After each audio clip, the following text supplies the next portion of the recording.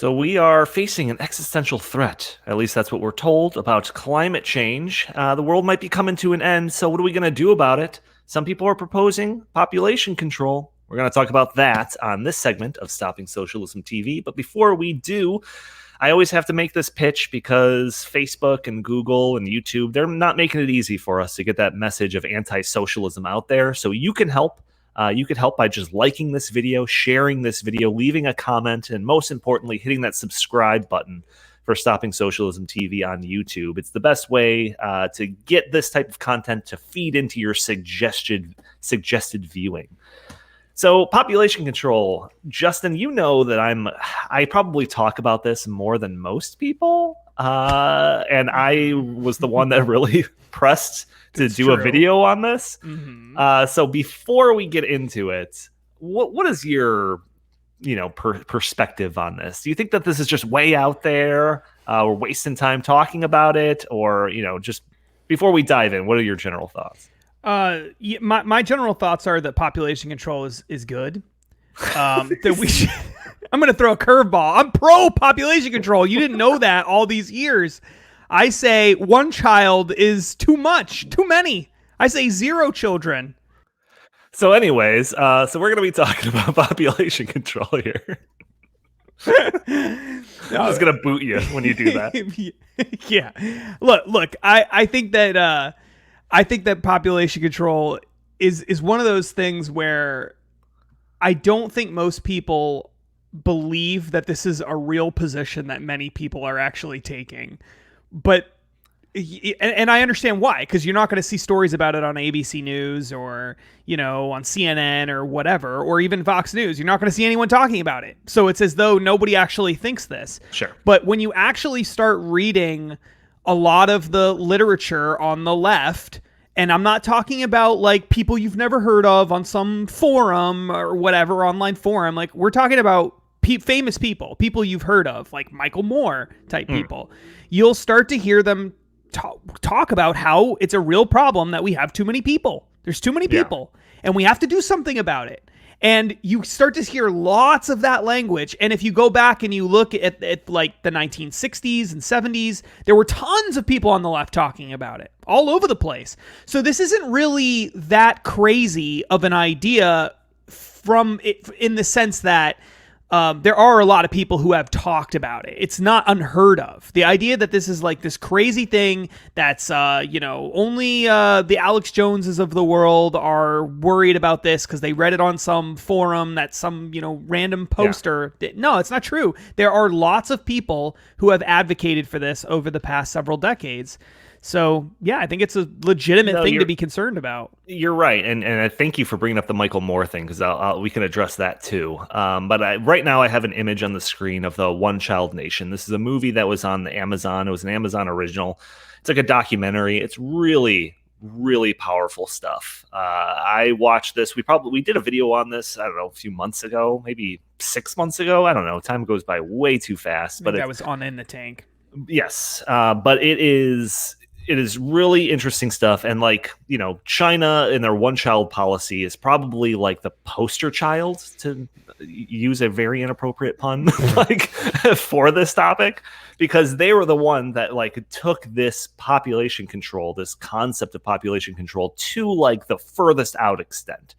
They literally had a one child policy where you would be fined or punished if you had more than one child. And the ramifications of this was just on par with the worst tragedies you can imagine in human history. It's truly disturbing stuff. And the extent of it is unknown to us because this is communist China that are keeping these records. So you watch this video and it's just horrifying stuff. So that's kind of where I want to start off, is just recommending this video. Justin, you watched this video too. Yep.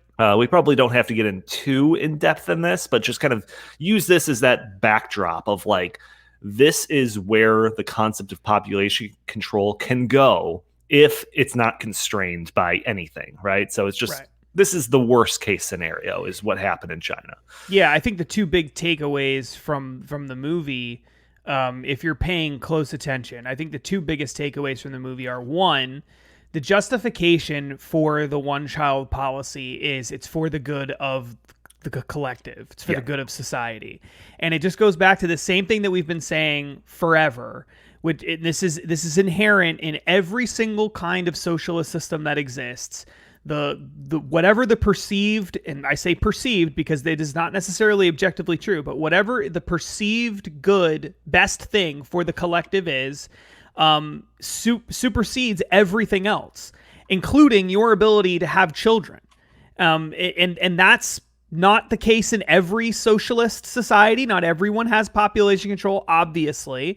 But when taken to its logical end, if you believe that having too many children is bad for the collective, why can't you limit the number of children people have? And that's a big takeaway from the movie. It's throughout this whole theme.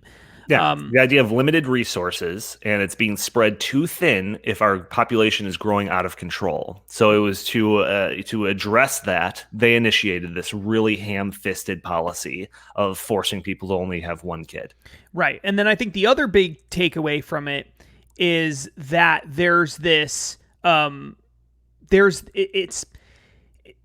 an underground element to it too. It's not just the implementation of the policy was not exactly what they were telling people about publicly. Oh, sure. And I think that that's a big takeaway. They talk to people in the movie who experienced this, who saw women being essentially given forced abortions and other things, that this was a very common thing. There was a woman that I guess she's a doctor. I don't know. Yeah. She's a midwife, essentially. I believe in the movie, who for many years in China was basically giving forced abortions to people. Forced sterilization. Yeah, forced sterilizations.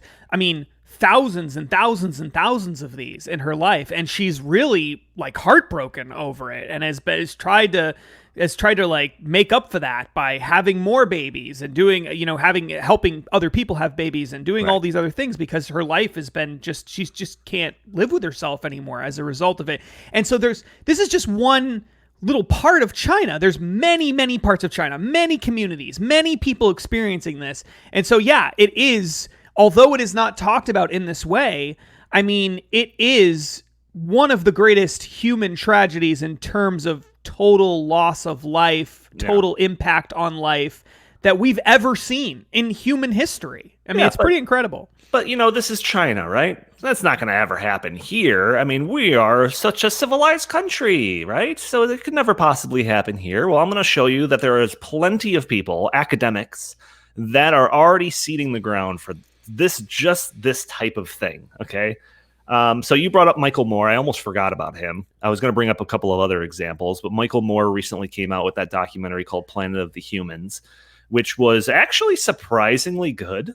It really, it talked about climate change and how it's an existential threat, all of that stuff, which is the backdrop of all of these modern scenarios, trying to get these plans into place. It's always climate change. And that's important, because it didn't used to be about climate change. It used to be about resources and food. Food scarcity and that kind of thing. It is about climate change now. And Michael Moore, Michael Moore was the producer of the movie. Jeff Gibbs is the one who actually did the movie. It's their partners in crime. They've been involved with these kinds of things for a long time. But yeah, it's a great movie. Yeah, no, so yeah, it was, they talk about climate change being an existential threat, but then they really go in that the meat of that movie is about how wind and solar power is not sufficient to actually do anything about climate change. So that's why we like that movie, because they're so hard on wind and solar and real about wind and solar. But and how corrupt all of that is. Absolutely. Yeah. That's we could do a whole nother video on just that documentary. But anyways, the last quarter of the movie really starts going into what their solutions would be to counteract this existential threat of climate change.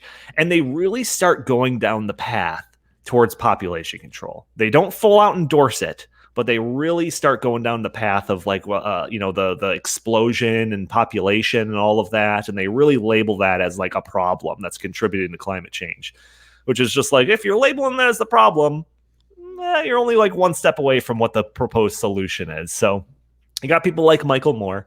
Also, we don't have to go too outside the mainstream to talk about other popular people that are talking about climate change stuff.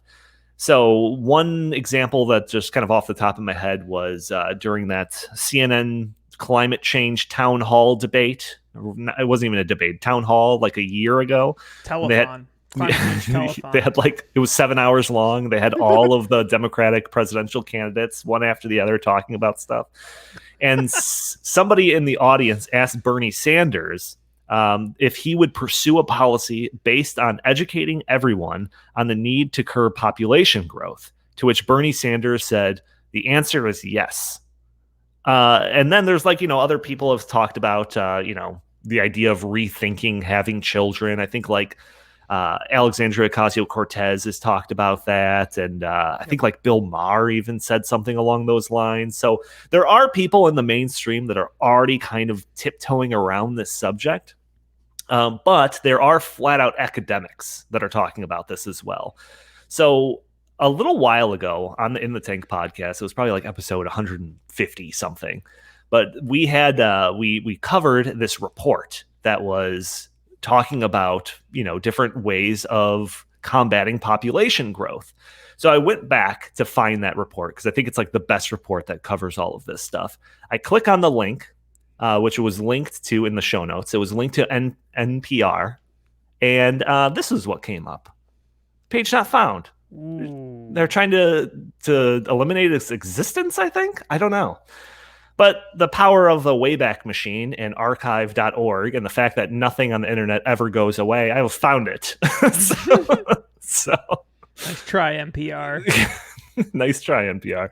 So this, I think, is like the best report that kind of shows you what the game plan is for population control if and when they pursue this. So this is a report titled Population Engineering and the Fight Against Climate Change. So as you can tell just by the title, again, the backdrop of everything that I'm going to talk about on this episode is trying to fight against climate change, because if the world's going to end and everyone's going to die, then nothing should be off the table to address that, right? So that's constantly the justification for all of these things, which is a common trend with all of our environmental socialism videos, primarily. So let's get into this. So there is 4 levels of coercion. When you start reading through this report, and I've read through it a couple of times, there's 4 levels of coercion that they define as potential policies to combat population growth. So they have, let me go down. They've got like a nice little chart somewhere around here. So on the furthest left spectrum of coercion is choice enhancement. The next one is preference adjustment. Third is incentivization, and then flat out coercion. So on the left, choice enhancement, when you read through this, it talks a lot about like trying to get women health care and access to health care. And they use those terms instead of just saying what it really is, which is just abortion. I mean, that's clearly what it is, right? They allow people to be able to control their own bodies, or however they want to label it, and have access to abortion.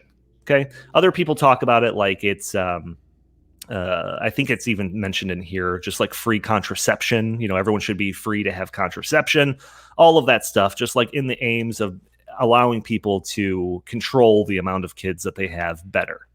So that one, people think like, okay, if that's population control, then, what's the big deal here?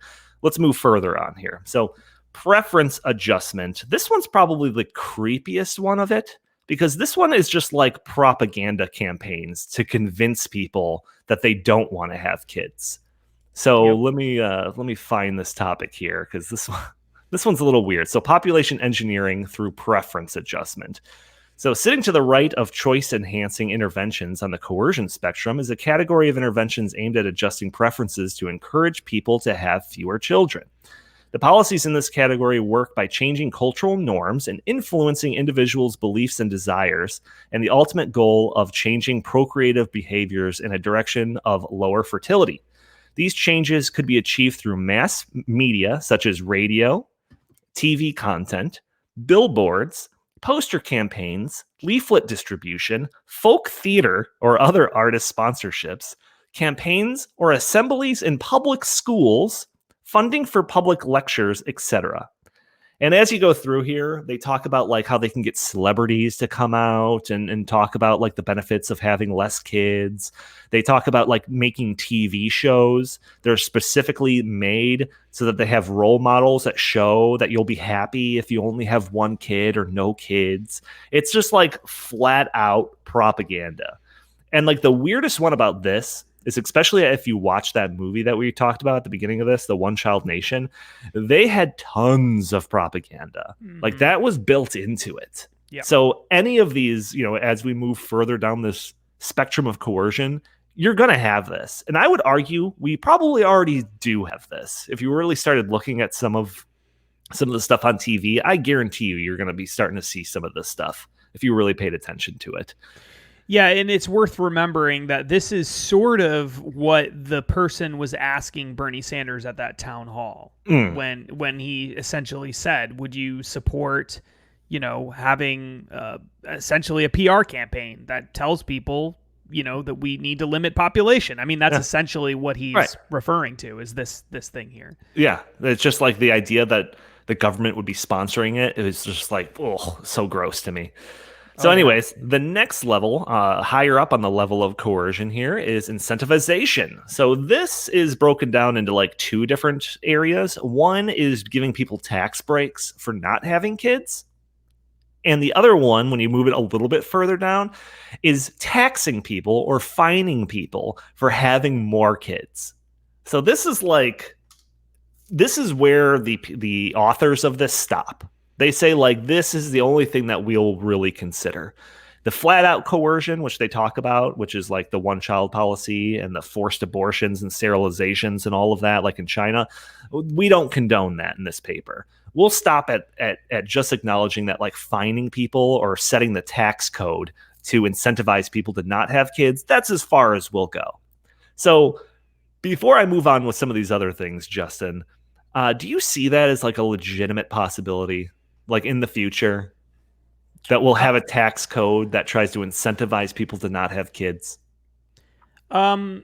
It's possible. It depends, I think, largely, and I think that there's many other areas outside of population control where this is also true.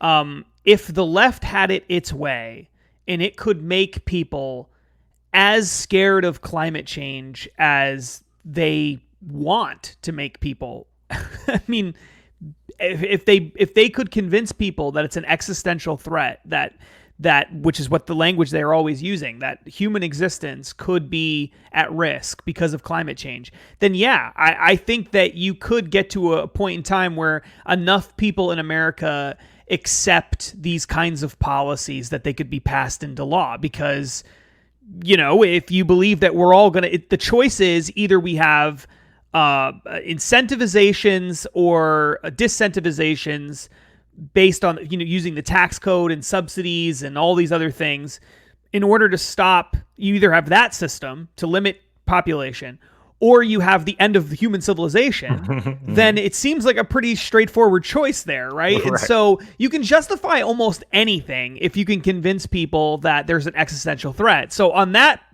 issue, I would say, it depends on that. But I would also argue that you could make the case that even from a conservative perspective, you could make the case that in a world where you have government run or managed healthcare, it is totally justifiable to penalize people financially for having more children. Because why should I, who has no kids, if let's say I have no kids, why should I have to pay the same amount in taxes as someone who's got 5 kids? That's not right. That person is getting way more out of the system than I'm getting out of the system. Sure. So why should I have that? So you almost are incentivized in a way to have more kids in a system where the healthcare is taken care of by the system. So I would argue that you could absolutely make the case, again, even from a conservative perspective, that if you have the money, you should be taxed more, you should pay more. if you're having more children. And if you don't have children, then you're less of a drain on the healthcare system, and you should get some kind of reward for that. You could definitely make a case for that based on that model. And that goes right into something we've talked about a billion times before, where once you have government-run healthcare, there's all sorts of weird stuff. All sorts of weird things you can do with incentives and disincentives and everything else, controlling human behavior based on cost to the society, because they're picking up the tab related to healthcare, and it gets super creepy very quickly. And this is just an example of that. Yeah, I think like we're getting a powerful example of this idea of like what's good for the collective with this whole COVID lockdown thing. Because like the justification for keeping people locked up and not able to go to movie theaters or the restaurants or anything like that is because of the potential of you getting somebody else sick. I mean, we've all pretty much acknowledged that if you're under the age of like 60, you have a better chance of dealing with COVID than just like the traditional flu. But like the whole thing is, well, you still might get somebody else sick, so you shouldn't have the right to be able to go to a restaurant because of the collective. So we're getting a real harsh test run. Joe Biden said that he would consider forced immunizations, required immunizations. Yeah, he would consider it. He would consider it. As long as the immunizations are proven to be good, he would consider doing a national mandate for immunizations. So, I mean, just think about that. That is so creepy. Not that I would be opposed to getting a vaccine. Like, I wouldn't. Like, I would get a vaccine. But do I want the federal government, creating a national mandate? Oh, my God. Yeah. Do you get flu shots? I actually don't typically get flu shots. I was just curious. It's not based on anything other than I hate getting stuck with a needle. That's really it. There's really no other reason. I'm just curious. My wife gets the flu shot every year, though. All right, so let's go a little bit further down the creepy line here. So I was just curious about these authors, right? Like, are these just kind of nutcases? So I looked up this Colin Hickey. This is Department of Philosophy in Georgetown University. Oops. Let's see. Jake Earl, Department of Philosophy in Georgetown University. Travis N. Reeder at Berman Institute of Bioethics and Johns Hopkins University. So they have pretty decent titles, right? And places that they hail from. So let's look at some of these people. So Colin Hickey is a postdoctoral researcher on the Fair Limits Project at Ettrich University. All right, and then just kind of like some of the stuff that he's written, whatever. So I was thinking, like, what is the Fair Limits Project? Have you ever heard of this? No. I've heard of this. So I looked at it. So it says here, in contemporary normative political philosophy, questions of distributive justice have focused on meeting minimal needs of persons, prioritizing the worst off and reducing inequities. So that's the idea of redistributing wealth to take care of like the people that are on hard times and all of that, right? So it says fair limits shifts the focus to limitarianism. Limitarianism. Limitarianism. Okay. The view that there should be an upper limit to how much each person could have of valuable goods. In this project, we investigate the plausibility of limitarianism in the area of economic and ecological resources. So don't you want the government to be able to dictate how much goods you can have? It's just like... You know what? I respect this person more than the AOCs of the world, who seem to think there's an unlimited number of resources that exist in society, and that if we just change the tax code, everyone can be a millionaire. Like, That's I mean, I guess this guy's more realistic than some of those weirdos. Yeah.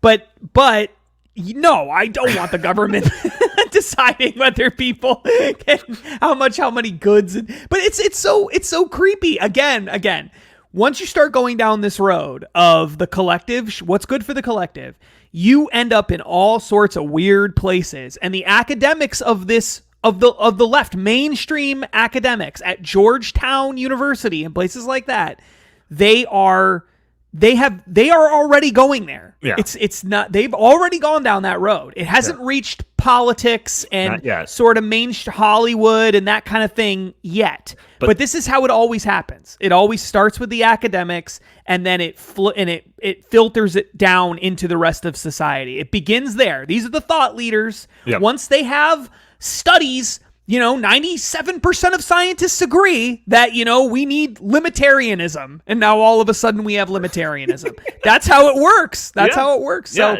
it's really creepy. Yeah, it's similar to the modern monetary theory stuff. Yeah. You have these academics talk about it, then you have your AOCs talk about it, and then all of a sudden you have normalized a mainstream political candidate running for president where their senior economic advisor is somebody that's championing that. You have to have the academics do it first, because then the politicians can point to the academics and say, see, people at Georgetown University says this is a good plan. And then without that, they've got nothing. So that's why they have to go in that direction first. And you're seeing it with this. Yeah. So then here's the next author here, Travis N. Reeder. And it says in his research interests, ethics and policy questions about sustainability and planetary limits, with a particular focus on the intersection of climate change ethics and procreative ethics. Procreative ethics. So just keep that in mind, okay? Ugh. As we get to the next person here. So Jake Earl, he's the third person. And let's see. Oh yeah, it was under research where it was like talking about some of the stuff that he writes about procreation and parenthood, and he's got in progress a paper called "Against Procreative Moral Rights." So it's in progress. So I haven't been able to read it. So I was just like, "What's procreative moral rights?" So I looked that up, and the only other person that was talking about that, I went down a rabbit hole. Sorry. Is this woman named Sarah Conley, who recently wrote a book titled One Child, Do We Have the Right to More? So in this, they talk about the idea of procreative moral rights. And this is the idea that you have the right to procreate, right? That's just like a natural right that you have. Yep. And it basically, she's making the case that you shouldn't have that right because of, guess what? Climate change.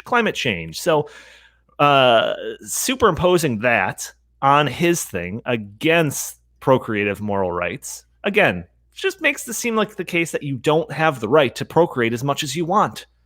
Right. So I looked a little bit more into this Sarah Conley, who wrote an article titled, Here's Why China's One-Child Policy Was a Good Thing. So in this article, she talks about all of the same stuff that I talked about in that original report about how you can incentivize people, you could use propaganda, you can fine people for having too many kids. Wow. But she also says that having some type of one-child policy would probably not be the worst thing. It just wouldn't be carried out in the same terrible way that they did in China, but we could figure something out. We're Americans, right? Right. So this is the backdrop. This is the first step that Justin was just outlining there. These are the academics that are lining up the intellectual ammunition that will be used eventually if politicians pursue this in the name of climate change and whatever economic good for economics, right? Right. Yeah. So Justin, I mean, what do you think? Am I making the case here? It seems like this is a little bit more than just some like crazy hippie guy in his basement, writing stuff on random internet forums. No, there's a whole wing of the left that believes this. They don't talk about it publicly very often because it's not something that they politically is very helpful for them. Obviously, it really starts creeping people out when they start talking about this. And I think that's why I mentioned the climate change thing before. I think that's really why that's such an important issue for so many issues, including this one, is because really you can't have a big one-child policy crusade on the left. You can't have that and survive it politically and publicly without having a really strong justification already accepted at baseline as the foundation. It's a solution to a problem. It can't just be something that you're calling for without it solving some sort of problem. And the issue with climate change is that although they've been saying it's a problem for a long time and it's a serious problem, there aren't enough people that believe it is such a serious problem that they're willing to limit the number of kids that they have.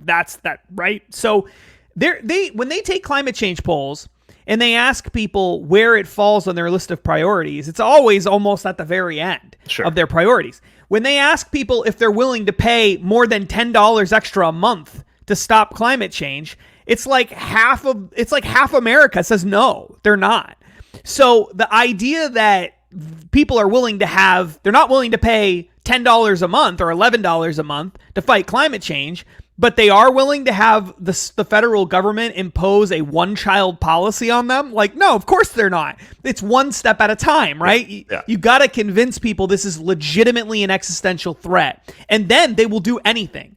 If you can actually convince them, they will do anything. Because if human life on Earth is at risk, then why wouldn't you have a one-child policy? Why wouldn't you have exorbitant taxes? Why wouldn't you blow up the fracking industry and every other kind of fossil fuel industry all over the world? Why wouldn't you have trade wars, global trade wars, which is something Joe Biden is calling for according to his campaign website, with places that refuse to switch to wind and solar power? Why wouldn't you go to war and kill people over it? Because if human civilization truly is at risk and we're all going to die, that's the choice.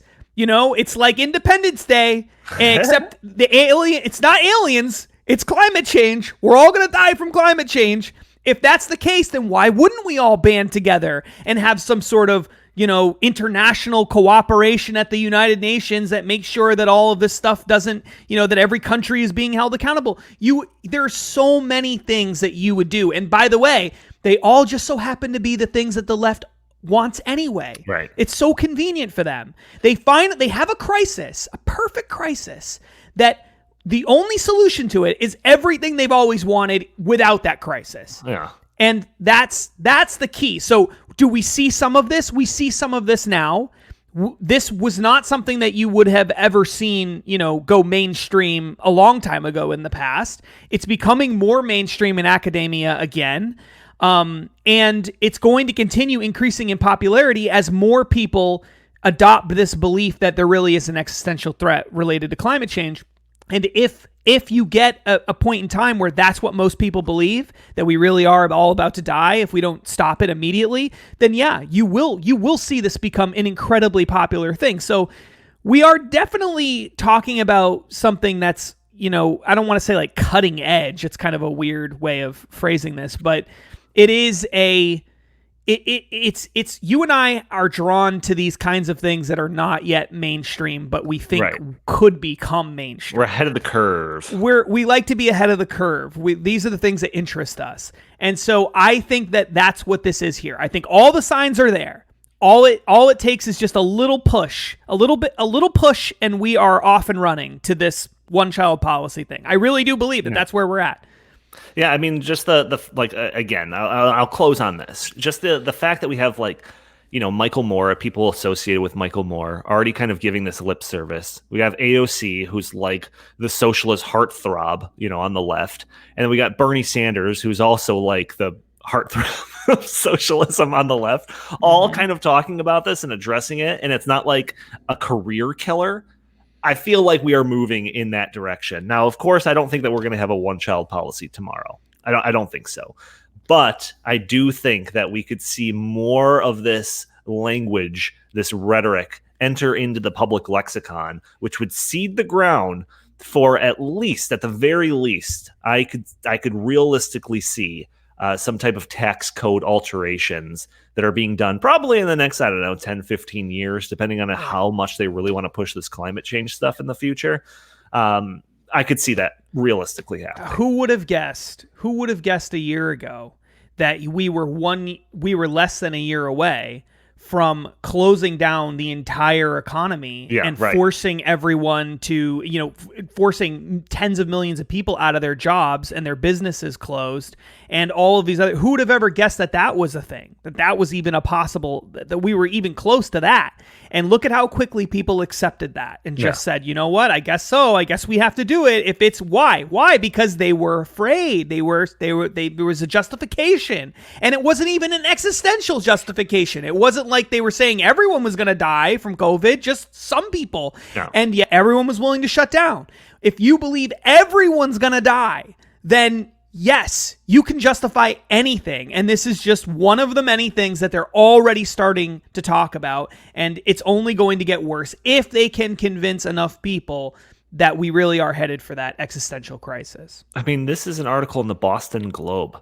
Here's why China's one-child policy was a good thing. Those people that you cited before were professors, or they had done research at Georgetown University.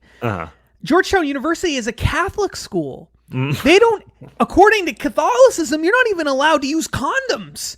But here they're talking about full-blown population control. Like, how is that happening? It is becoming increasingly more acceptable within academia and within the media elites to talk about this. And it's only going to get worse. And as it gets worse, it'll start to filter down into other areas. Yeah, and I guess one other thing, I wasn't going to bring this up, but I mean, this is policy that is kind of being pursued in other countries as well. So here's an article talking about some elected official in India that is suggesting that we bring in population control laws to curtail the population growth in India.